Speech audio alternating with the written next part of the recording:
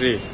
আচ্ছা, আমরা সবাই জানি যে বাংলাদেশের বর্তমানে দক্ষিণাঞ্চলের যে জেলাগুলো, বিশেষ করে যদি আমি বলি ফেনী, লক্ষ্মীপুর, নোয়াখালী, কুমিল্লা, ব্রাহ্মণবাড়িয়া সহ বেশ কিছু জেলা ওই যে আমাদের ভারতের যে কারসাজি, সোজা বাংলায় যদি আমি বলি, সেই কারসাজিতে আসলে একটি বন্যা পরিস্থিতি তৈরি হয়েছে এবং আমাদের যে ভাই বোনগুলা তাদের সকলের যে জীবনের যে বিপর্যয়, সেই বিপর্যয়টি আসলে শুরু হয়েছে।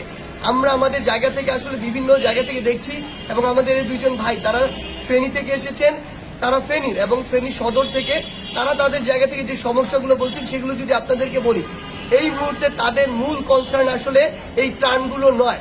তাদের মূল কনসার্ন আসলে কিভাবে আমাদের ভাই বোনদের বা ওই এলাকার মানুষদের জীবন বাঁচানো যায়।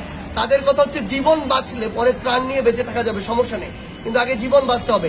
এই যে পানির ঢেউ, এটার সাথে তো একজন মানুষের ফাইট করার কোনো অ্যাবিলিটি নেই। তারা তাদের জায়গা থেকে বলছে যে তারা তাদের বাড়িতে ছিল, বিছানার উপর ছিল, শেষ পর্যায়ে ছাদের উপরে পর্যন্ত গিয়েছে, কিন্তু পানিটা এত উঁচু লেভেলে পর্যন্ত চলে গিয়েছে যে সেখানেও তাদের এখন যে জীবনের নিরাপত্তাটুকু সেটুকু নেই।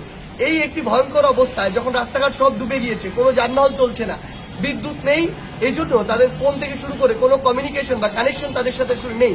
সেই জায়গা থেকে তাদের এখন একমাত্র চাওয়া, এটি শুধু ফেনী সদর নয়, যেই জায়গাগুলো এই বন্যায় অধিক পরিমাণে আক্রান্ত হয়েছে সেই প্রত্যেকটি জায়গায় গ্রামে গ্রামে গিয়ে, যেহেতু এখন পানি রয়েছে, সেই জায়গায় সেনাবাহিনী হোক, নৌবাহিনী হোক, বিমান বাহিনী হোক, কিংবা কোস্টগার্ড আনসার যাদের পক্ষ থেকে হোক না কেন, তারা চাচ্ছে বোটগুলো নিয়ে গিয়ে যেন আমাদের ওই ভাই বোনগুলো যারা আটকা পড়ে গিয়েছে তাদেরকে যে কোনো উপায়ে নিয়ে এসে আশ্রয় কেন্দ্রে রাখা হয়।